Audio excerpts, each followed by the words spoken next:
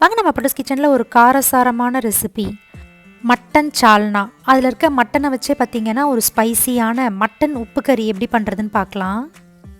இந்த காம்பினேஷனில் ஒரு வாட்டி சாப்பிட்டு பாருங்கள், டேஸ்ட்டு அல்டிமேட்டாக இருக்கும். வாங்க இந்த ரெசிபி எப்படி பண்ணுறதுன்னு பார்க்கலாம். இந்த ரெசிபிக்கு தேவையான எல்லா பொருளும் பார்த்திங்கன்னா ரெடி பண்ணி எடுத்து வச்சுருக்கேன். 1/2 kg அளவுக்கு பார்த்திங்கன்னா எலும்பு கலந்த மட்டன் எடுத்துக்கோங்க.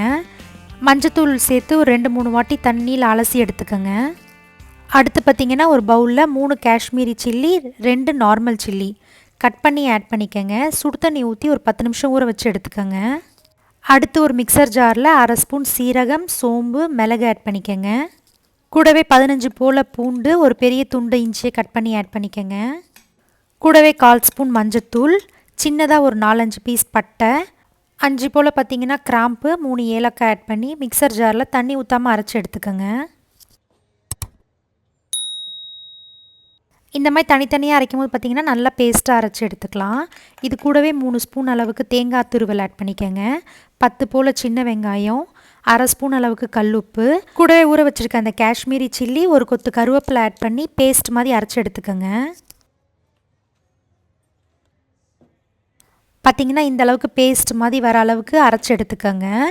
இப்போ இதை மட்டனில் ஆட் பண்ணி நல்லா ஊற வச்சு எடுத்துக்கோங்க.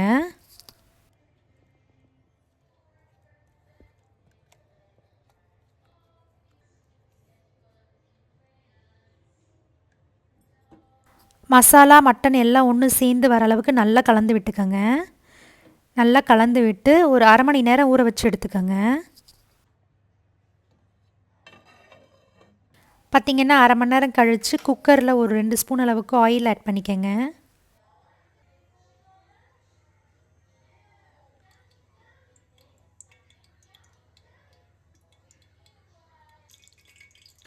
கூடவே ஒரு கொத்தளவுக்கு கருவேப்பிலை, பொடியாக கட் பண்ண கொத்தமல்லி ஆட் பண்ணிக்கோங்க. கொஞ்சமாக எண்ணெயிலே கொத்தமல்லி வதங்கும் போது பார்த்திங்கன்னா சால்னா நல்லா வாசமாக இருக்கும். நல்லா வதங்கினோடனே இது கூடவே ஊற வச்சுருக்க மட்டன் எல்லாத்தையுமே ஆட் பண்ணிக்கோங்க.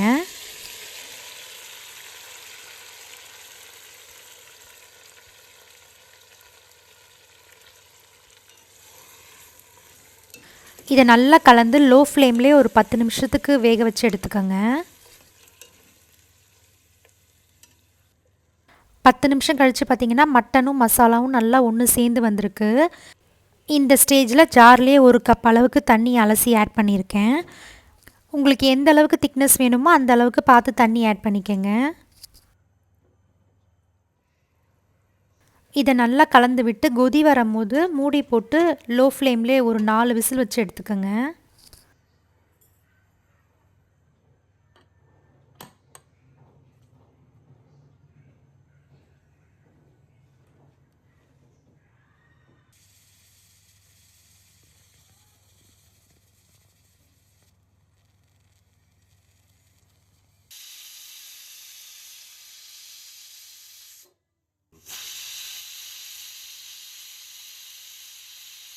பார்த்திங்கன்னா 4 விசில் வந்தோடனே ஸ்டவ் ஆஃப் பண்ணிக்கோங்க.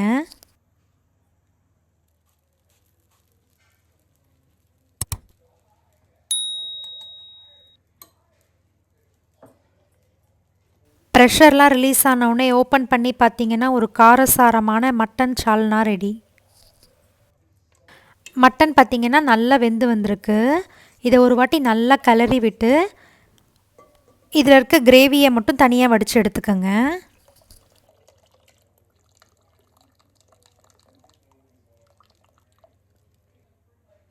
இதுக்கு மேலே பொடியாக கொத்தமல்லி தூவினிங்கன்னா நம்மளுடைய சூப்பரான மட்டன் சால்னா ரெடி.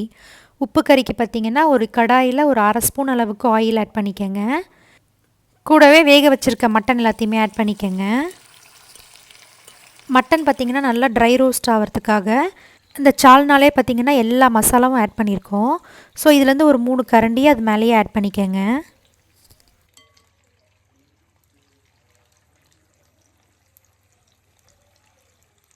இது கூடவே உங்களுக்கு எந்த அளவுக்கு மிளகுத்தூள் வேணுமோ அந்த அளவுக்கு ஆட் பண்ணிக்கோங்க. நான் ஒரு 3/4 ஸ்பூன் அளவுக்கு ஆட் பண்ணியிருக்கேன். 1/4 ஸ்பூன் அளவுக்கு சீரகத்தூள் ஆட் பண்ணிக்கோங்க. கூடவே பொடியாக கட் பண்ண கொத்தமல்லி கொஞ்சம் ஆட் பண்ணிக்கோங்க.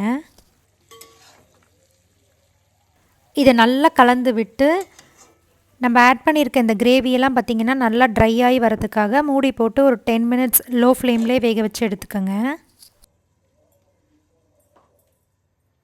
10 மினிட்ஸ் கழித்து பார்த்திங்கன்னா மட்டன் நல்லா ட்ரை ஆகி வந்திருக்கு. இதுக்கு மேலே கொஞ்சமாக பொடியாக கட் பண்ண கொத்தமல்லி தூவி சர்வ் பண்ணிங்கன்னா ஒரு காரசாரமான மட்டன் உப்பு கறி ரெடி.